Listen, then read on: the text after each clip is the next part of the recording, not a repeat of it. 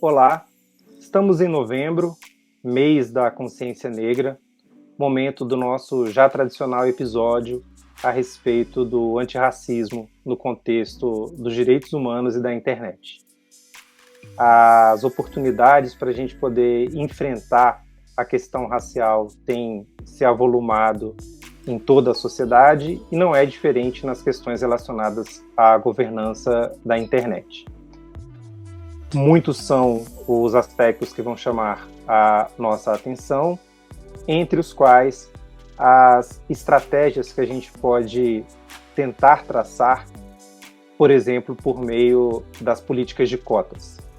No caso brasileiro, a gente pode olhar para os desafios e conquistas, para as dificuldades e eventuais facilidades decorrentes dos 10 anos da lei de cotas. Para a gente poder, então, tratar desse assunto, nesse nosso episódio 28, vamos tratar das cotas raciais em internet a partir de um mapeamento elaborado pelo Internet Lab. Vamos contar com a participação de duas convidadas ilustres e eu vou apresentar essa edição com muito orgulho. Então, bora lá, que o Batalhas Digitais já começou.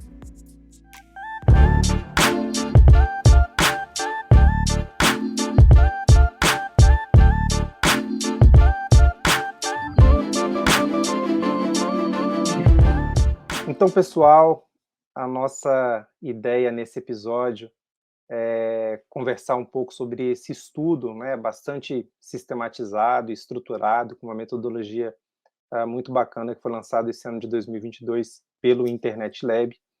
E aí, primeiramente, eu quero apresentar, então, a nossa primeira participante aqui dessa edição, que é a Stephanie Lima, do Internet Lab. Stephanie, por favor. Oi, gente, bom dia. Olá a todos que nos ouvem. Muito feliz pelo convite. Eu sou Stephanie Lima, eu sou fellow de pós-doc daqui do Internet Lab. Eu sou doutora em Ciências Sociais pela Antropologia, pesquiso sobre movimento social, gênero, raça, sexualidade.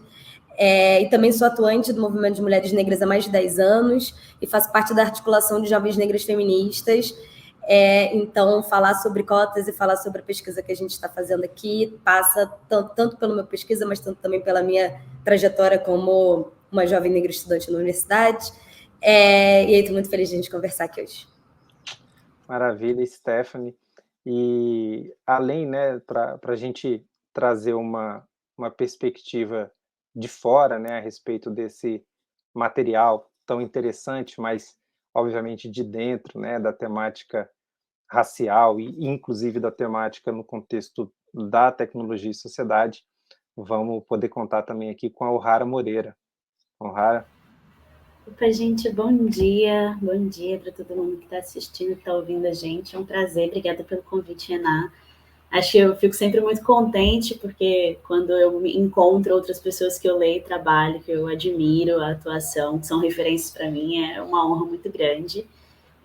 Meu nome é O'Hara, eu trabalho na Associação Data Privacy Brasil de Pesquisa como articuladora social, né, que é uma função, uma posição tanto diferente da pesquisa, né, justamente conectar o conhecimento que vocês produzem, né, que não só da Associação Data Privacy Brasil de Pesquisa, né, mas também dentro do nosso ecossistema de direitos humanos, com a ponta com os movimentos sociais, né, tornar o conhecimento acessível, né, à disposição de todos. E eu também sou coordenadora da campanha Tire Meu Rosto da Sua Mira, né, que é a campanha pelo banimento do uso de sistemas de reconhecimento facial por forças de segurança pública. A gente tem um super desafio pela frente, então eu estou muito feliz da gente estar dialogando aqui, porque todas as coisas estão conectadas.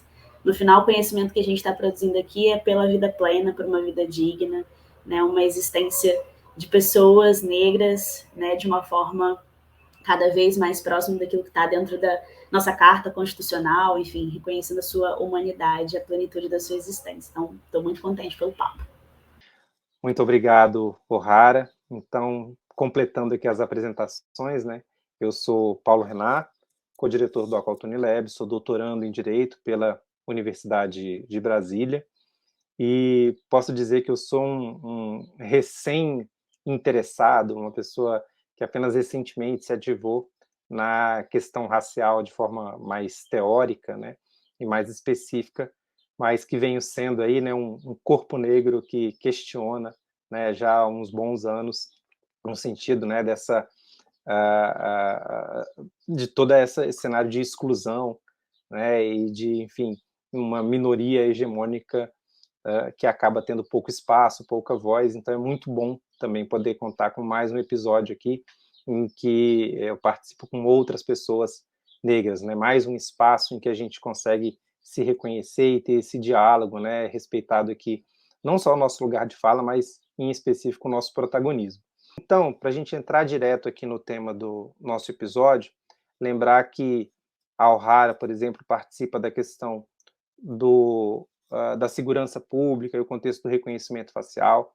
A gente tem várias pesquisas, né? E a gente já conversou aqui no episódio 10 do Batalhas Digitais sobre racismo algorítmico, e há vários outros temas que poderiam ser tematizados, mas a nossa ideia dessa vez é conversar sobre a lei de cotas no ensino superior, né, que é de 2012, que, enfim, completa uma década e passa, então, né, chega ao momento de um processo de revisão previsto nela mesma, né?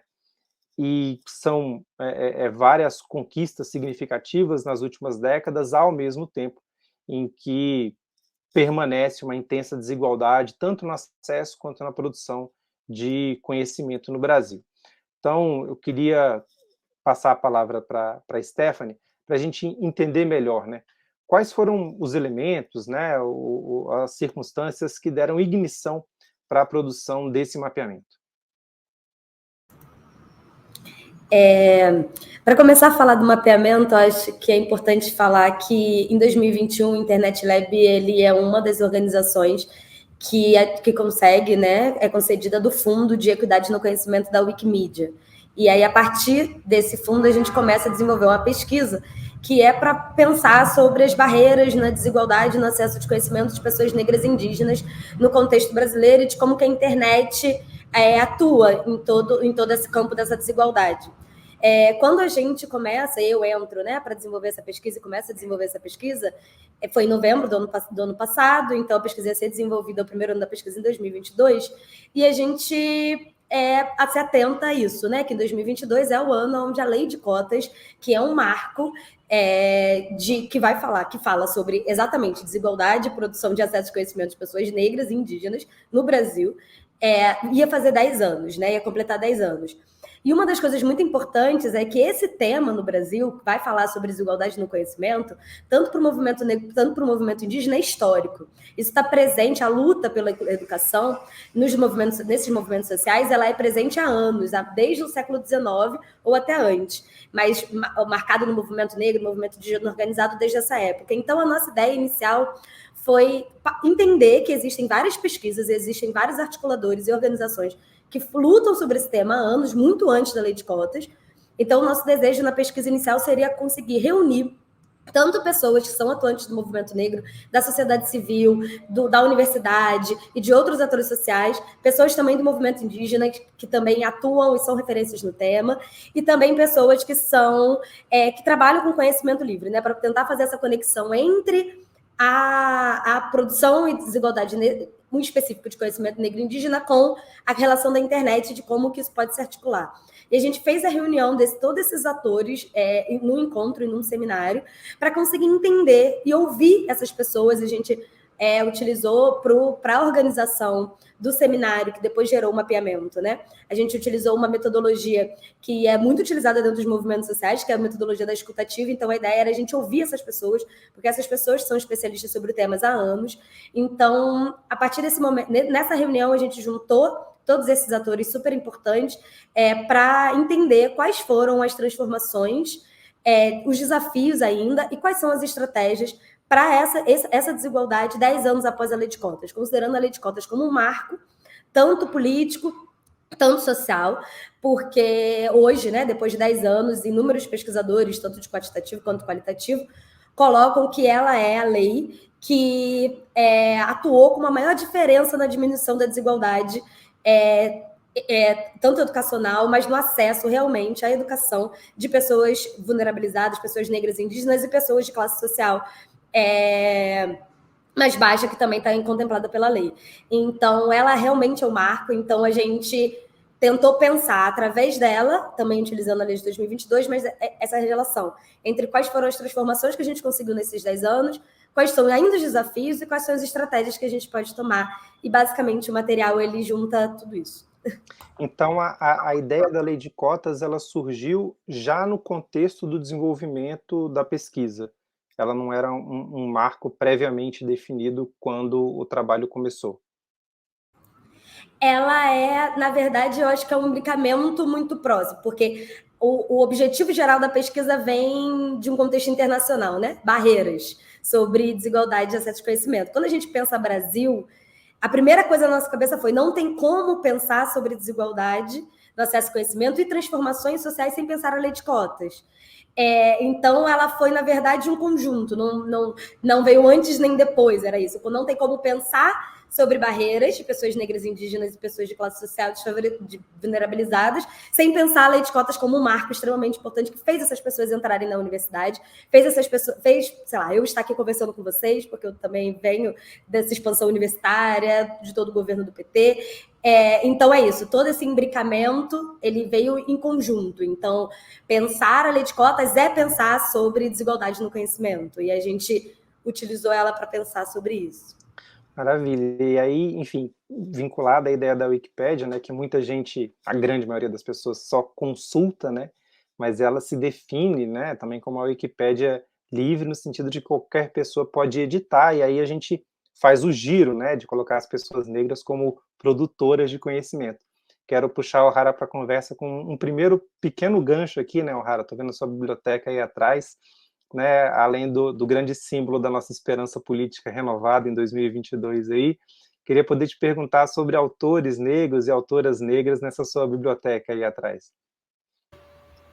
É um prazer, é uma biblioteca muito modesta, né, quero, como a Stephanie estava falando, né, sobre o acúmulo do conhecimento, eu também sou fruto, né, da lei de cotas, não só da lei de cotas, mas também de todas as políticas que acompanharam, né, as políticas de acesso e permanência, né, às universidades, aos institutos federais. Então, é um prazer estar falando disso e realmente é uma alegria. A gente sabe que a gente tem muito ainda para caminhar, mas, de fato, é um dia que a gente pode se permitir, né, como um marco, um dia histórico, se permitir celebrar isso.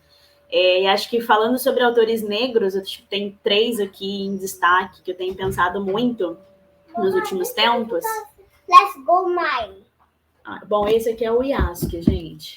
Dá um oi, mamãe tá trabalhando. Tá tudo bem. Obrigada. Vem, vamos. Dá um tchauzinho pro pessoal. Let's go, mine. Let's go, mine. Vambora, meu pessoal. Tá bom assim? Então vai lá. Vem. Acesso ao conhecimento. As crianças estão dando banho em nós. Direto. Mas voltando à questão dos autores, tem 3 que eu tenho pensado muito. Um que é o Abdias do Nascimento, né, o genocídio do negro brasileiro, mais especificamente essa obra, que ele fala muito sobre também depois do pós-escravidão, qual foi a história, né, quais foram os passos que foram relegados à população preta que estava aqui no país, né, que veio de diáspora, né, que sofreu um crime que é imprescritível, né, que é o crime de sequestro, né, e qual foi o que a gente herdou, o que a gente ganhou, né, depois do fim da escravidão. E aí ele, especificamente, eu tenho pensado sobre a questão do negro e o trabalho, né? O Abdias, ele traz uma análise do que significava os negros que conseguiam trabalho naquela época em relação aos negros que não tinham trabalho, né? E aí eu, de alguma forma, eu peço licença aqui, né? Não sou uma pesquisadora que se debruça especificamente sobre o assunto da raça, mas acho que a reflexão que já se construía lá atrás, né, e que é registrado no livro do Abdias, é: se eles conseguiram, todos os outros conseguem. Já nessa perspectiva, né, de um destaque da meritocracia falaciosa, completamente falaciosa, né? E aí depois eu trago o livro da Angela Davis, Estarem as Prisões Obsoletas, né, que traz também como as instituições constroem o encarceramento dos nossos corpos, né, a captura das nossas subjetividades, como que tudo está imbricado para levar, né, a um controle social onde o negro continua no mesmo lugar da sociedade, que é na base de tudo isso. E, por último, o Comunidades, Ativismos e Ativismos Digitais, Comunidades, Algoritmos e Ativismos Digitais, né, que foi organizado pelo Tarcísio. E aí, pensando agora sobre a questão também, né, da tecnologia, da internet, como que isso se reproduz, como todas essas estruturas, no final, se reproduzem também dentro da internet. A internet, ela representa o offline, né? A gente está online, mas existe um mundo por trás da internet. E aí, eu acho que muito importante desse livro é que, né, principalmente na capa, no final, é trazido, né, que a partir dos nossos dados querem colonizar também as nossas subjetividades. Né? Então, como a gente tem, é importante que a gente tenha acesso ao conhecimento para que a gente possa também fazer uma crítica dos espaços onde o conhecimento se produz e como que a gente é representado neles, né? Pensando em internet, lei de cotas e tudo isso em conjunto. Então, muito obrigada, né, para a gente estar nesse debate, porque acho que é a oportunidade da gente poder trocar as coisas que a gente tem refletido e criado, que é um super privilégio, né, sendo pessoas pretas, né, estar nesse nível de discussão. E eu recomendo a leitura desses 3 livros, acho que até na ordem cronológica deles mesmo, como eu trouxe, porque acho que trazem uma perspectiva muito interessante do que foi o passado e do que está se desenhando para o futuro. E eles fazem um funil, né, da questão racial mais ampla, né, até como ela vai se aplicar na questão tecnológica de forma bem específica. E aí eu quero fazer o gancho de novo específico com a questão do estudo, né, porque a Alhara trouxe para a gente 3 exemplos de leituras, né, de produções acadêmicas que, enfim, eu conheço e que são bastante relevantes, mas que eu conheci depois de terminar o meu mestrado, né, não me foram indicadas ao longo da minha graduação, que eu fiz de 2000 a 2006, não me foram indicadas ao longo do meu mestrado, que eu fiz de 2008 a 2010. Então, né, e será que isso mudou?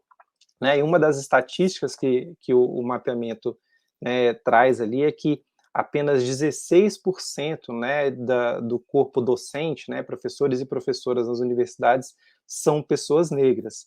Né, e abrindo o parênteses aqui na nossa temática para falar de um outro recorte, né, docentes indígenas nem geram, fica no traço, né, nem geram dados estatísticos relevantes. Então, como que essa questão, né, além do conteúdo, como que a questão do corpo docente, Stephanie, serve, né, como um desafio, né? Qual foi a percepção do mapeamento em relação a esse obstáculo? Uma das coisas muito importantes que eu acho que é importante ressaltar com relação a esses números, por exemplo. Desde 2014, a gente tem uma lei que é aprovada para reserva de vagas em concurso público para pessoas negras e indígenas. Só que nos concursos, de 30% ou 20%, isso varia com relação à universidade. Só que a gente tem um problema muito grande de aplicação dessa lei nas universidades públicas, nos concursos especificamente para docentes, porque muitas vezes os departamentos, os cursos dentro da universidade, eles abrem as vagas específicas para cada departamento, que acaba limitando para 1 ou 2 vagas, o que impede a aplicação dos 30% da lei. Então, isso é uma estratégia utilizada, obviamente, né, pelo racismo estrutural das universidades brasileiras, que impede com que a lei seja realmente aplicada. Então, isso já é uma coisa importante com relação aos dados. A segunda outra questão importante é de que a informação da autodeclaração racial, étnico-racial, das universidades públicas, tanto de alunos de pós-graduação, tanto de professores universitários, é exclusiva da universidade. Isso não é um dado que é do governo federal, por exemplo.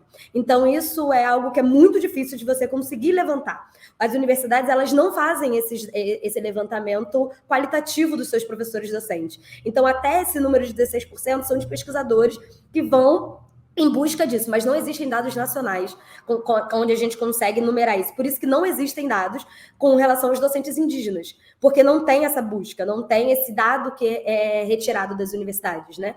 E aí a outra coisa que aí além disso, né, para falar esse feedback, mas uma das coisas importantes é de que, por exemplo, tem uma outra... Dentro do mapeamento, além da gente trazer as questões importantes dessas transformações, desafios e estratégias que eu tinha dito anteriormente, a gente trouxe dados. Um dos dados que é muito interessante é, por exemplo, que numa pesquisa que foi feita dentro da Universidade da UNB, no curso de Sociologia, ela apresenta que 3/4 dos autores utilizados dos cursos de Sociologia no intervalo, que se eu não me engano, dos últimos 5 anos, são homens brancos. O último 1/4 é ocupado por mulheres brancas e pessoas negras, homens, mulheres negras e pessoas indígenas. Então, para a gente ver onde existe ainda essa diferença muito grande. Mas uma das outras coisas que eu coloco como transformação também, que veio do mapeamento, é que o aumento considerável, né, que a gente vê visivelmente, de discentes negros e indígenas dentro da universidade, gera força o caminho da inclusão dentro dos espaços dos currículos escolares. Os currículos dentro das universidades, com certeza, hoje ainda é um dos maiores nós dentro dos avanços com relação a essa desigualdade.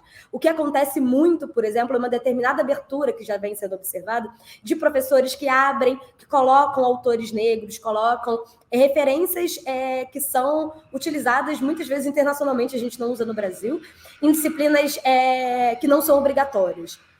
Isso é um movimento que vem acontecendo, principalmente depois desse aumento desses estudantes negros e indígenas da universidade a partir da lei de cotas. Isso vem acontecendo, de fato, com o aumento de coletivos negros universitários, que vem lendo, que vem forçando, que vem produzindo pesquisa sobre a sua própria história, vem trazendo autores para o seu próprio trabalho.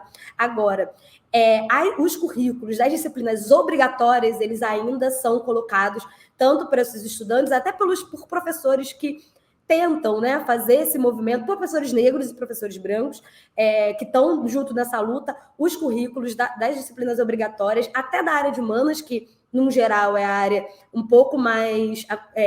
que caminhou um pouco mais nesse sentido, mas nas disciplinas obrigatórias ainda uma manutenção dos autores brancos, de autores clássicos, de autores que já são considerados hoje passados, assim, numa leitura até antirracista, de leitura de Brasil, ainda são muito presentes nos currículos dos cursos das humanidades e de todas as outras áreas, das biológicas, das exatas, ainda, infelizmente.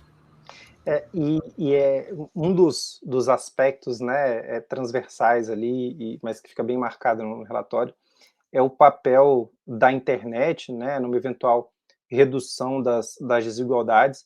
Aí a gente pode olhar para a internet em todos os seus aspectos, né, desde a conexão, né, desde o acesso mesmo à banda larga, o acesso a uma conexão significativa, né, até o outro lado, né, a questão de produção de conhecimento, né, de a gente não só consumir os conteúdos, mas também produzir, ser fonte de saberes e ter os saberes já produzidos, né, de uma forma legítima, né, circulando. E entre, né, essas muitas possibilidades, uma diferença que a internet vai ter para uma biblioteca, né, que poderia estar recheada de livros negros, e a gente sabe que não está, né, o epistemicídio é uma prática que não é de hoje, e ele se reflete na internet. Queria passar para o Ohara, né, a respeito da experiência que ela tem de uso da internet como uma ferramenta de elevação ou galvanização, né, ou intensificação da nossa consciência étnico-racial, né, de como, na sua experiência mesmo, pessoal, Ohara, né, a gente tem até algumas questões pontuadas no documento, né, de um aumento da autodeclaração de pessoas pretas e pardas, um aumento das pesquisas, né, em torno da palavra racismo, mas na sua experiência pessoal, como que você tem, né, podido utilizar com sucesso, eventuais casos de insucesso, a essa plataforma de conexão de múltiplas funções para as finalidades do antirracismo? Bom, acho que é uma pergunta interessante, colocando assim da minha perspectiva e tendo a liberdade de não ser tão formal quanto numa pesquisa acadêmica e com essa precisão, porque acho que que vale dizer também um pouco sobre o que foi meu acesso à internet desde sempre, né? Acho que o meu primeiro computador chegou na minha casa aos 12 anos, minha mãe fazendo extra nas férias do trabalho principal, né? Para poder que ela pudesse proporcionar, né, para mim e para os meus irmãos o acesso à internet, porque ela entendia que era um lugar importante de construção de conhecimento, né? Mesmo sendo uma mulher semi-analfabeta. E, enfim, sempre realmente foi uma ferramenta muito útil, né, para construção escolar, de trabalhos. Eu não via ainda eu não entendia a internet como um lugar de comunidade. E acho que durante a pandemia, né, e trabalhando também, né, com políticas públicas, trabalhando com direitos humanos, eu encontrei uma rede, eu encontrei apoio, eu encontrei abraços virtuais de pessoas, né, assim como eu, que estavam pensando não só, né, os direitos humanos, mas também a internet. E aí foi quando eu, de fato, consegui entender como uma ferramenta de luta antirracista. Né? Engraçado que se veio pela forma com que a gente já tem tradicionalmente de se conectar, que é pela oralidade, que é pelos contatos que a gente faz sobre as nossas redes de confiança. E aí, então, eu tive acesso a um conhecimento que, como a Stephanie colocou, ele não é ofertado pela via formal ou na maioria dos espaços onde que a gente constrói conhecimento. Então, a forma com que eu hoje uso a internet, né, tanto para o meu trabalho de articulação, para conhecer outros coletivos, para conhecer outras pessoas, né, pretas e periféricas que estão na luta pelos seus direitos, ela veio pela forma, de alguma forma, tradicional, de criação de redes a partir da confiança, a partir das proximidades que a gente tem e dos temas que nos são caros, né, na nossa coletividade, mas com um recorte muito específico, né, de ser uma mulher preta, periférica, de ser mãe. Então, o trabalho, por exemplo, né, como a Stephanie colocou, mesmo de pessoas que são referências internacionais, que têm, infelizmente, um destaque maior aqui no Brasil, como o trabalho da Rua Benjamin ou da Stephanie Bolomani, desculpa se eu falar o nome dela de forma equivocada, né, mas do AI I'm Not a Woman, né, eu não conhecia antes, né, eu conheci no ano passado, né, e são debates importantíssimos que, se não fosse num grupo de estudos especificamente sobre justiça de dados, eu não teria acesso, porque não está sendo colocado em nenhum outro lugar. Então, acho que se eu fosse destacar, né, como a internet como ferramenta de luta, é justamente para ter acesso a conhecimento, mas o conhecimento sempre chega por uma porta. E a porta, eu espero, né, que cada vez mais tenham mais pessoas reproduzindo esses espaços, né, de acolhimento e de coletividade, mas que também estejam nos currículos formais, né, todo o nosso conhecimento, que é muito rico, tem muito para agregar para a coletividade como um todo.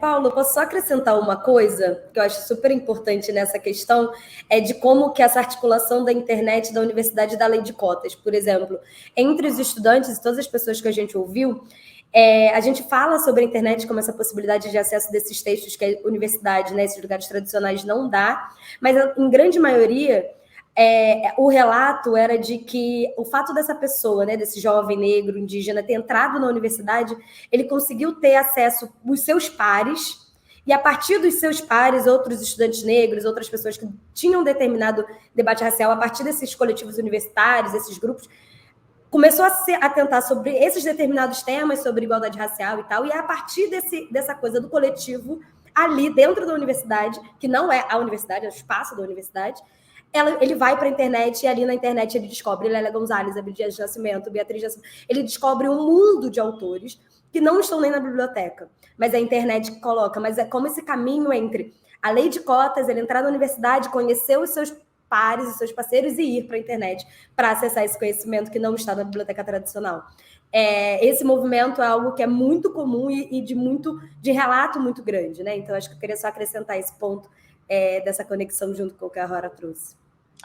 E aí, aproveitando, né, ainda nesse clima de possibilidades que a internet traz, né, eu acho assim absolutamente incrível o levantamento, né, que vem no mapeamento de diversas iniciativas e repositórios, né, que estão disponibilizados. E então a gente tem ali listados o GLE10, Instituto da Mulher Negra, Alma Preta, Blogueiras Negras, Perifa Connection, Cultne TV, Rádio Yandê, Voz Indígena, Jornal Porantim, Taideua e diversas outras, né, iniciativas como o Lab Jaca que, enfim, recomendo absolutamente, né, a leitura do documento também como um manual, né, de certa forma. Então, sempre que a gente quiser se inspirar ou buscar, né, possibilidades de bom uso da internet, tem essas possibilidades ali, e também com essa interface, né, algo que a O'Hara já tinha colocado no começo e que eu trago também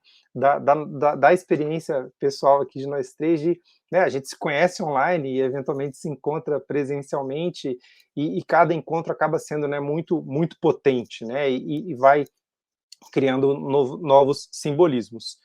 Por outro lado, né, a gente não pode deixar de evitar de falar também dos aspectos não tão utópicos, né, para ser bem eufemístico aqui, com relação à internet, né, e toda aquela promessa de solução de todos os problemas, né, que era afirmada em verso e prosa no início dos anos 90, e a gente vai lidar com questões, né, que reproduzem e que, de certa forma, potencializam, né, os problemas que a gente já vive no mundo offline, no mundo presencial.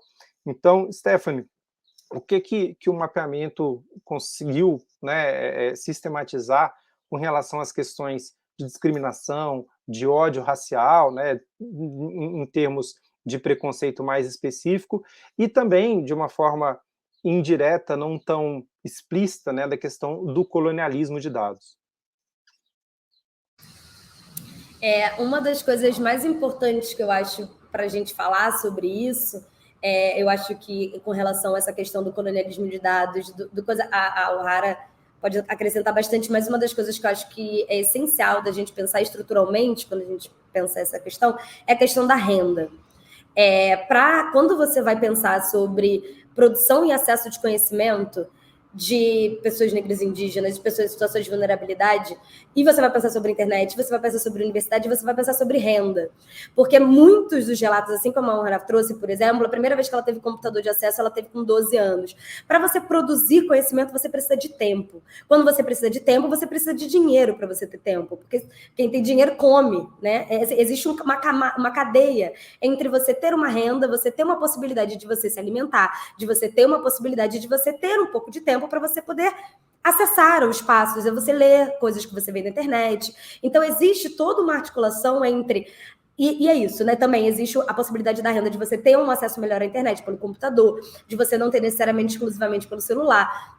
Então, essa articulação, no mapeamento, acho que a questão mais importante que trouxe nessa relação entre desigualdade no conhecimento de pessoas negras e indígenas e o colonialismo de dados, por exemplo, e a questão da falta de ter pessoas negras produzindo a tecnologia com protagonismo dentro desse debate, um meio termo que é extremamente importante a gente pensar sobre a questão da renda.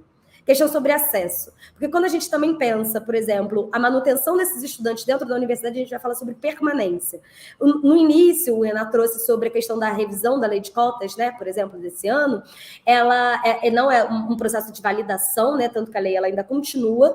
Ela passou por um processo de revisão que não foi realizado porque necessitaria de uma grande pesquisa quantitativa que não foi desenvolvida pelo governo federal, então só teve um processo de extensão, a lei ela continua se mantendo.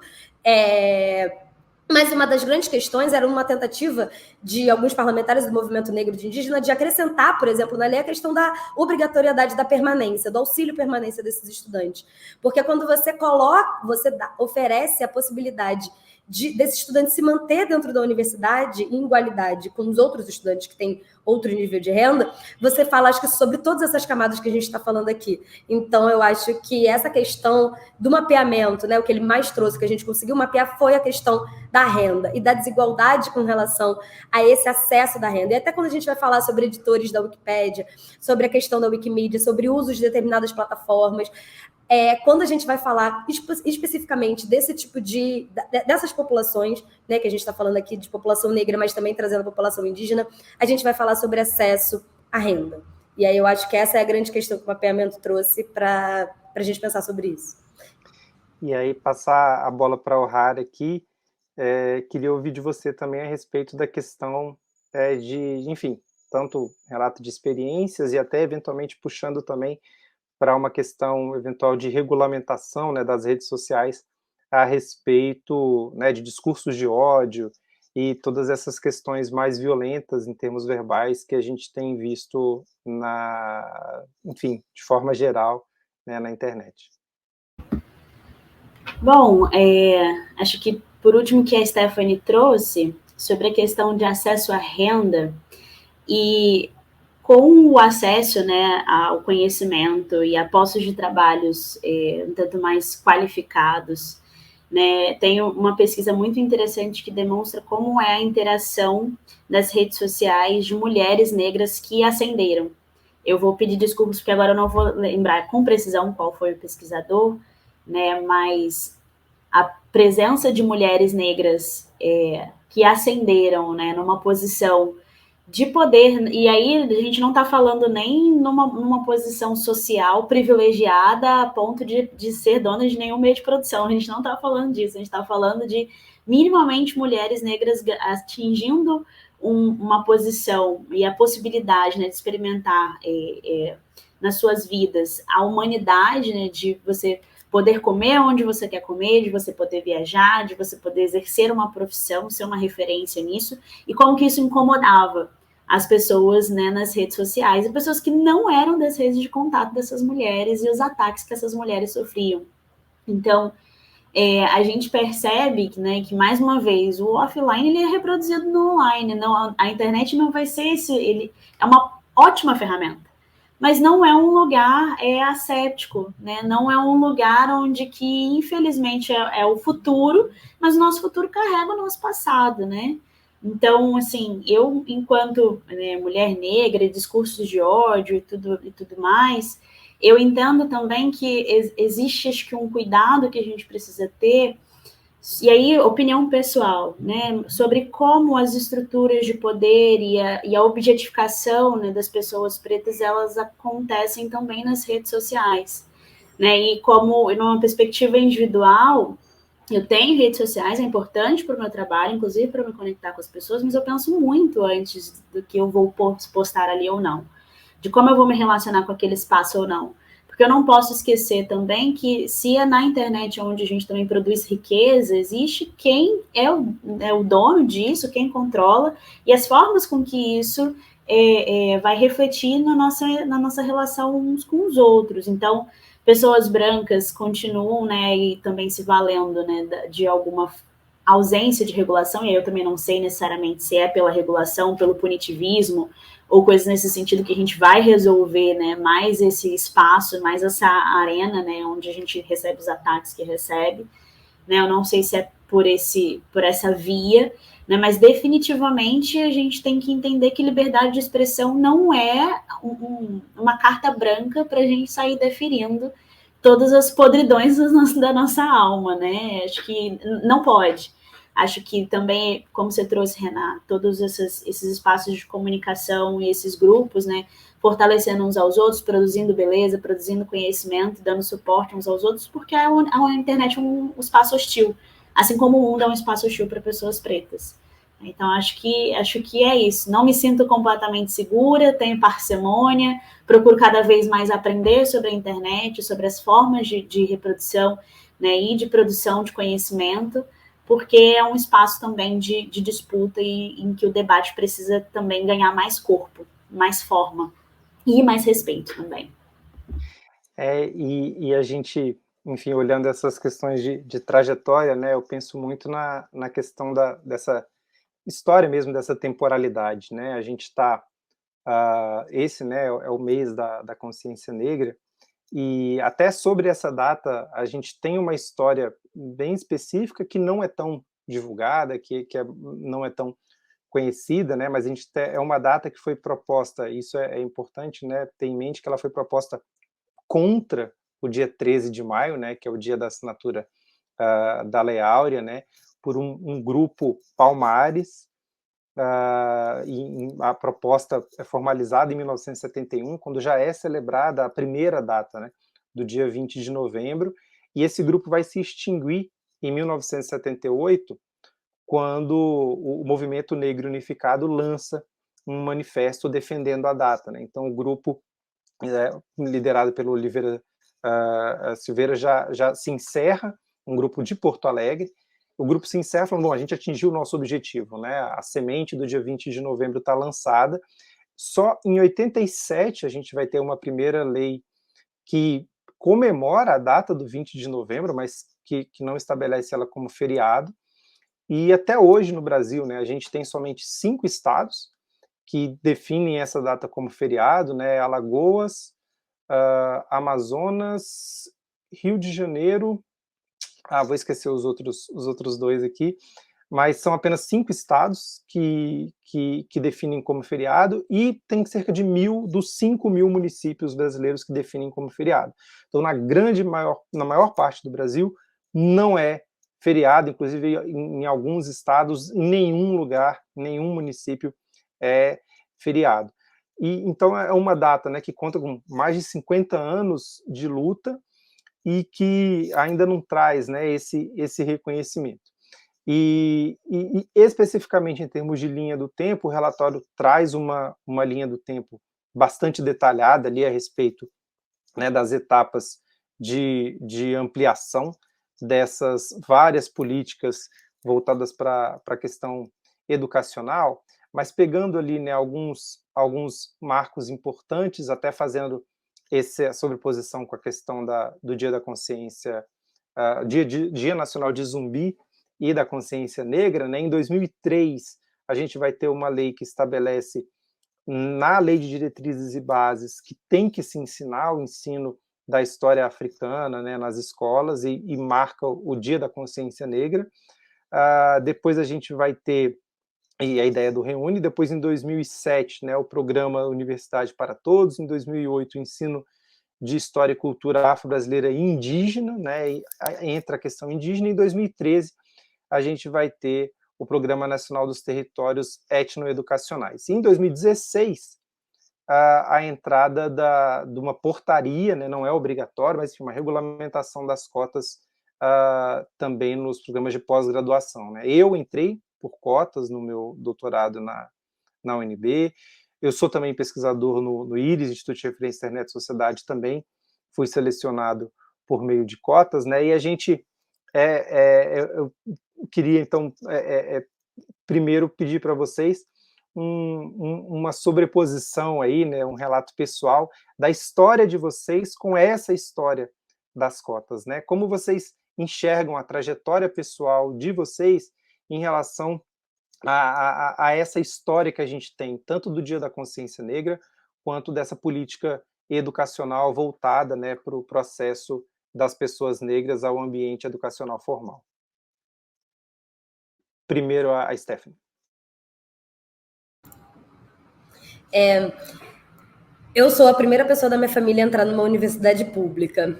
E eu entro ainda não tinha lei de cotas, porque eu entro em 2009, no Rio de Janeiro, mas eu entro na FRJ, na época tinha cotas, mas na UERJ, na Estadual do Rio de Janeiro, e eu entro fruto das políticas de expansão universitária, do ProUni, do Reúne, né, no caso. Então, eu com certeza sou filha das políticas de expansão universitária, tanto na minha graduação, tanto no meu mestrado. No doutorado, eu entro pela lei de cotas da Unicamp. E não só isso também, né? Apesar de ser a primeira pessoa da minha família a entrar na universidade, minha família nunca teve ninguém que era, digamos assim, militante organizado, mas a luta e as questões e as falas, principalmente o que eu faço uma leitura hoje do movimento de mulheres negras que está ativo no Brasil desde a década de 70 ou até antes, esteve presente na minha formação como pessoa através da minha mãe e da minha avó. Então, mesmo sem saber, o movimento de mulheres negras estava dentro da minha casa antes de eu conhecê-lo como movimento de mulheres negras. Mas, especificamente, a lei de cotas é extremamente importante na minha trajetória para quem eu sou hoje como profissional e como pessoa. Tanto por exatamente utilizar o processo a lei de cotas, mas já na pós-graduação, mas também